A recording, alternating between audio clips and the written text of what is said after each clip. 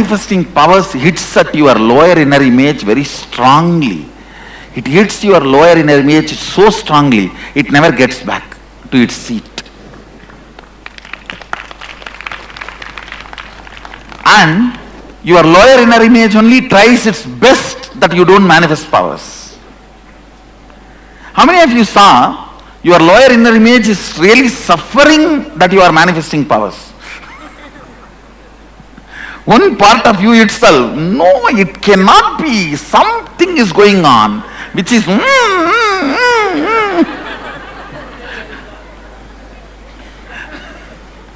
And see, that is the funny thing. If somebody tells you are a fool, all that, you believe that so obediently. And you really even start experiencing it. But if I say you are Sadashiva and all that, no. No, it's really. See, for example, if I say you stupid, how agitated and active you become responding to that word. But you don't become that agitated and active when I say you are Sadashiva. No, you need to look in how you play the game. Many times,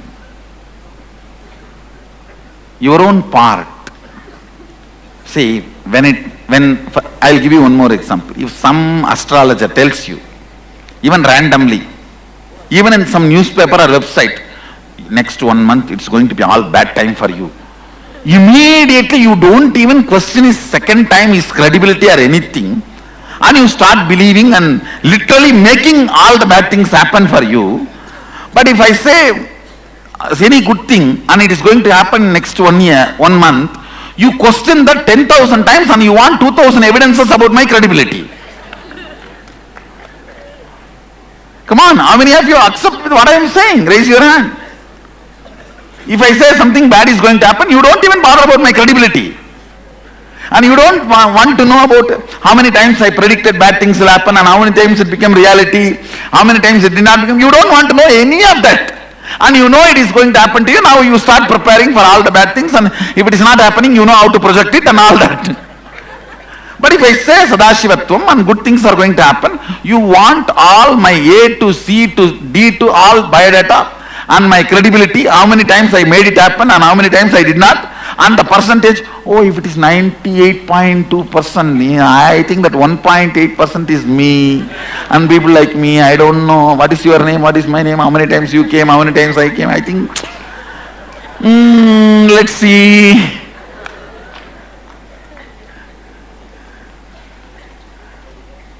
See the funny thing? I tell you, ultimately, your inner image and the toxic mental setup, that logic need to be drilled. Of course, which I am doing, which will be more fast if you eat powers, means start manifesting. And manifesting powers is pure Advaitic sadhana. What you are doing?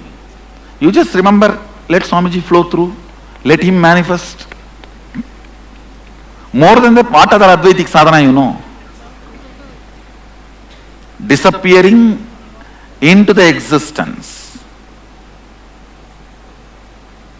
Because by now most of you know you cannot have any idea about me. You cannot have an idea about me. The moment you have, within next 2 seconds I will break that. I think 2 seconds is too much time. So understand,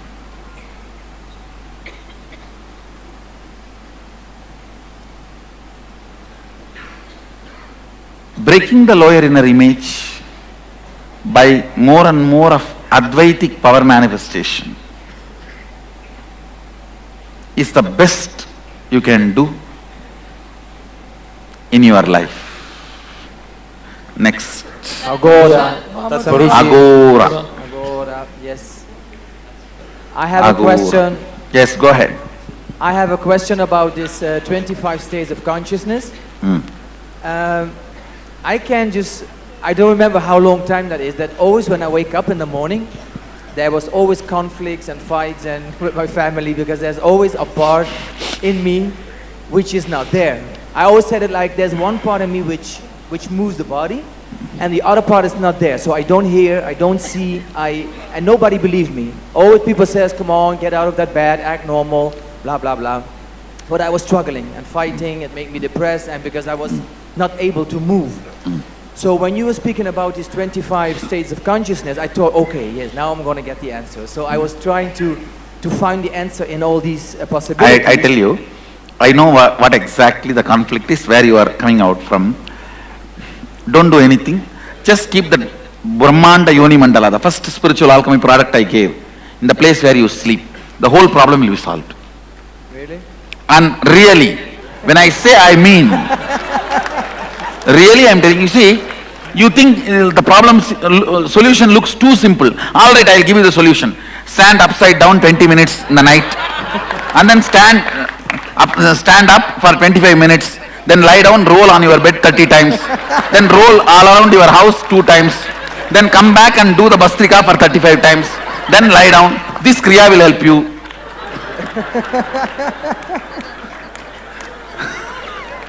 Now people want complicated solutions. Now I am telling you, I know exactly the precise problem. It is actually unable to settle down with the movements of your consciousness. So you go on creating that conflict in the people around you. Understand? Just sleep with this mandala. This can create a very strong energy field in your brain which will settle you inside. All it will take is 3-4 days, that's all. And I will see to it, it is solved, then put it in the Facebook. If it is not solved, also put it in the Facebook. I will respond. Because the second part of the question is also, when, if you, let's say, if you're tired, very tired, when do you know if it's maybe dysfunction in this 25 of consciousness, or when is it just simply you don't eat well, or you just... So I should tell, all your tiredness is stupidity. Take that stand, that is the truth. All your tiredness is stupidity, all your boredom is withdrawal. Tiredness and boredom is nothing but trying to get all the results of engaging with life without engaging with life. Greedy for the results of engaging with life, but does not want to engage with life. Yeah, that's what I heard yesterday. That made a click. Thank you. Tatpurusha, Swamiji. Go ahead. First of all, I want to thank you for everything and for being in my life and in everyone's life. It's so not obvious. Second of all, I wanted to share, if I may, some experience that I had with puja. At first, I had so many obstacles in going through these rituals because it's not something that I'm used to in my culture and my tradition and everything.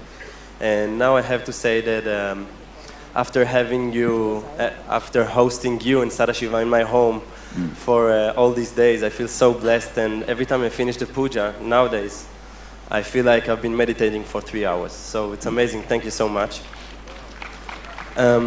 I wanted to ask about, after the darshan you conducted and 25 states of consciousness, I felt something that I'd never felt in my life. I felt like I'm kind of a zombie. I felt like I'm going and I can't smile to anyone, I can't talk to anyone, but there were like 2 entities inside of me. One entity that experienced this zombie-like Actually, feelings. that is nothing but the inner image and outer image is getting balanced one with each other. So you don't have to worry about it. It will not lead to any complication. Just settle down with it, in few days it will become all right. I started to think that, oh my God, Swamiji is brainwashing. I don't know what I'm doing. No, I only wash brains. I don't brainwash. People use all these words.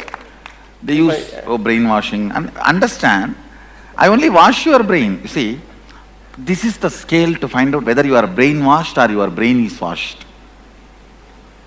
Scale is Sat Chit Ananda.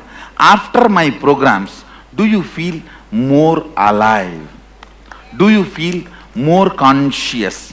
Do you feel more blissful? then I am not brainwashing you, I am washing your brain. If I may, one more question or two. Yes, let me finish. Okay. Same way, people try to tell, oh, it's some cult. No, we are a culture, not cult. The scale, again, whatever I am sharing is from Shastra Pramana, 60,000 years old. I should say oldest living civilization. I represent world's oldest living civilization.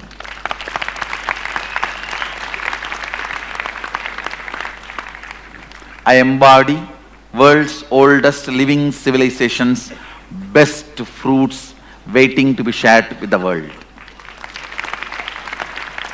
Understand, we are neither a cult nor brainwashing group.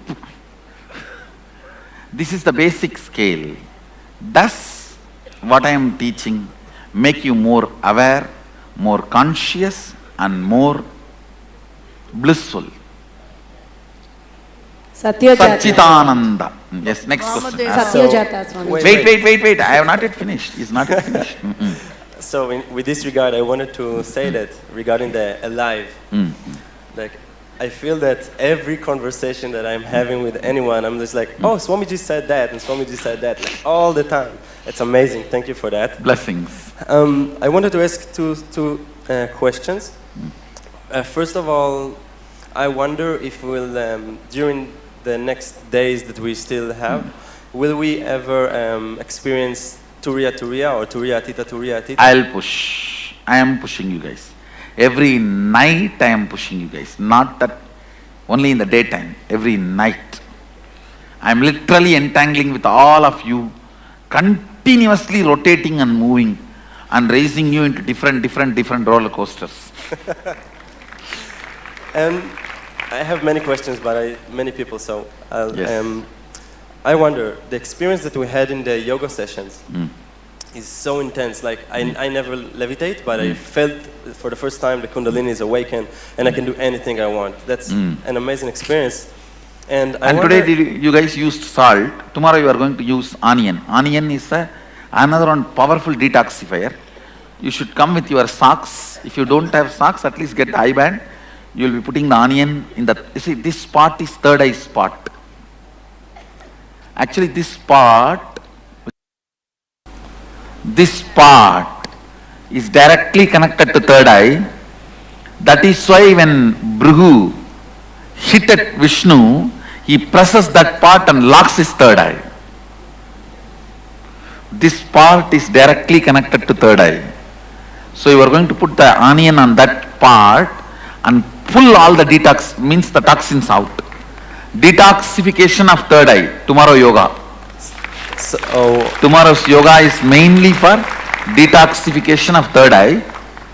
And actually,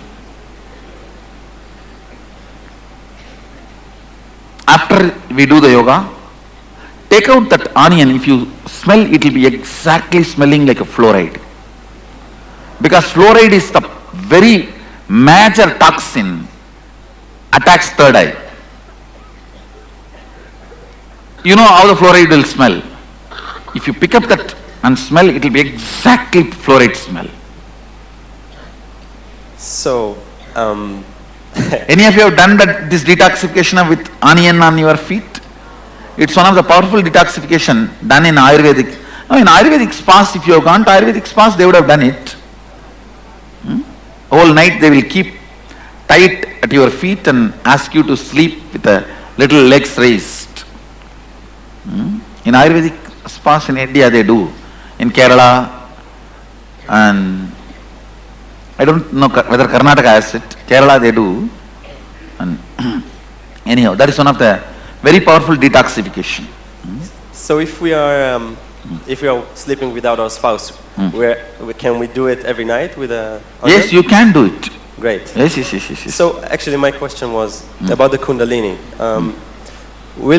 How will we able, after we finish the program, to every day, even like a daily routine, to awaken our Kundalini in some... That's 7 minutes puja.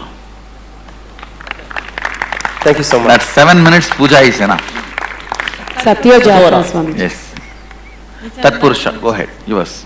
So my first question is, I understand that the time we see on the clock is a delusion, but I find myself very obsessed about the time and how... Because you are conditioned to believe that and change your moods, your hunger, anger, everything based on that. And it creates a lot of impatience and a feeling of dragging myself from when it doesn't happen the way I expect it to happen. So how to get out of it? I think you should live without clock.